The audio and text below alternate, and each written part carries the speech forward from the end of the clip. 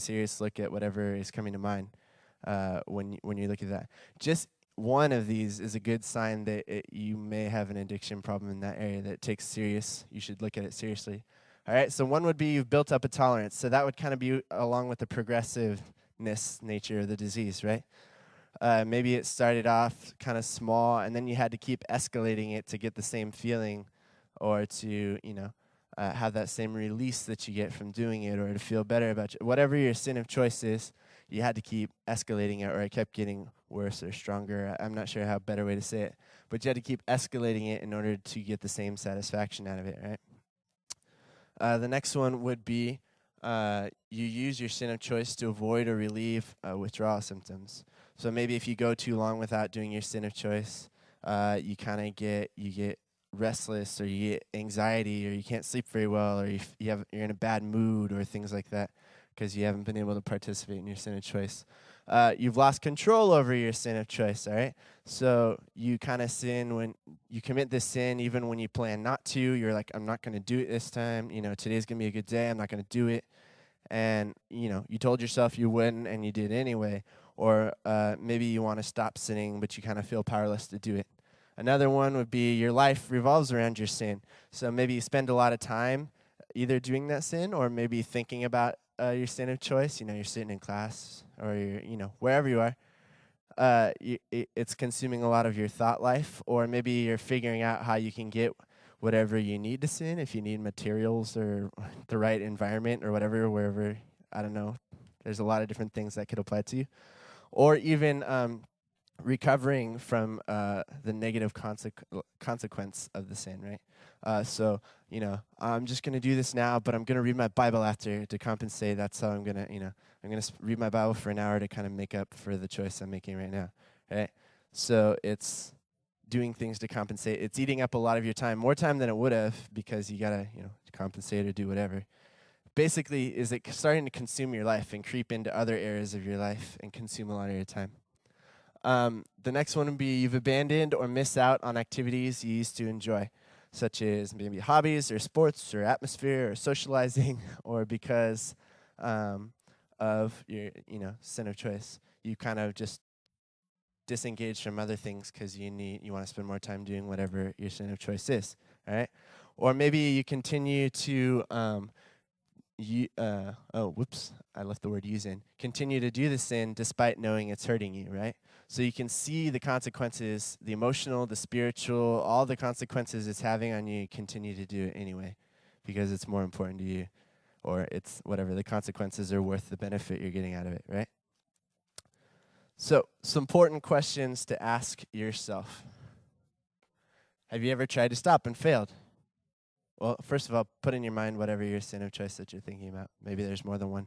I could probably claim, Ellie, more than one for sure.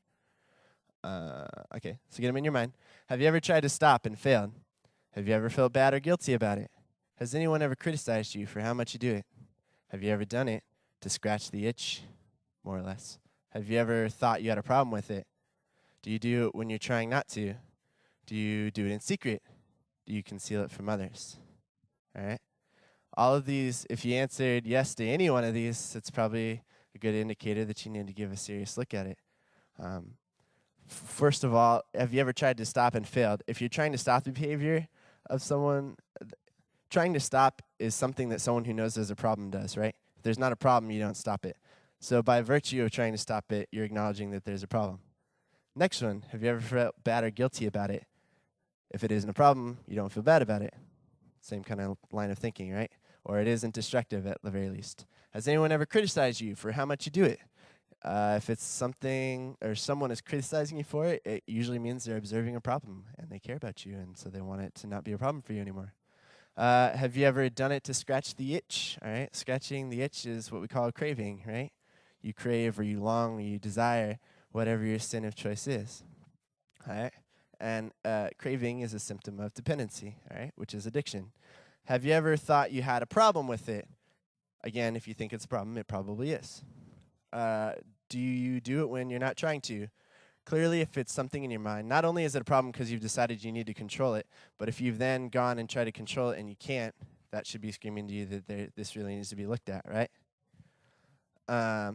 Do you do it in secret? Usually secrecy involves shame, right? We do something in secret because we're ashamed of it or because we're worried about it.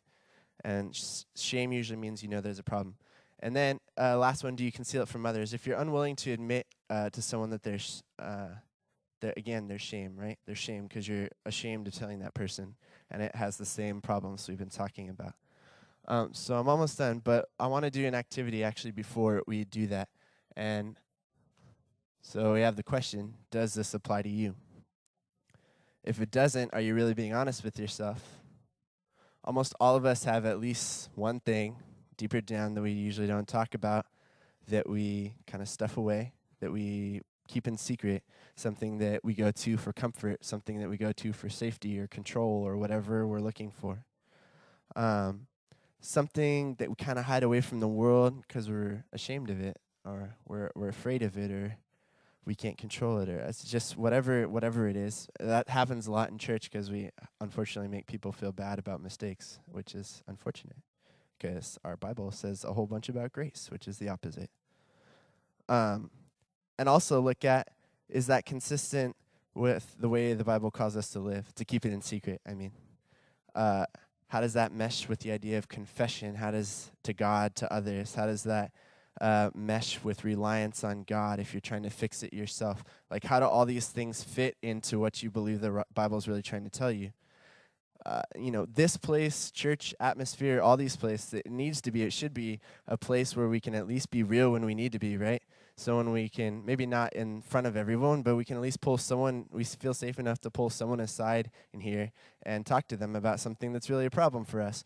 Or we feel comfortable sharing in a prayer request because we know it's safe here, like people aren't going to judge us. People also have other problems here that they're willing to talk about and share about when they need it.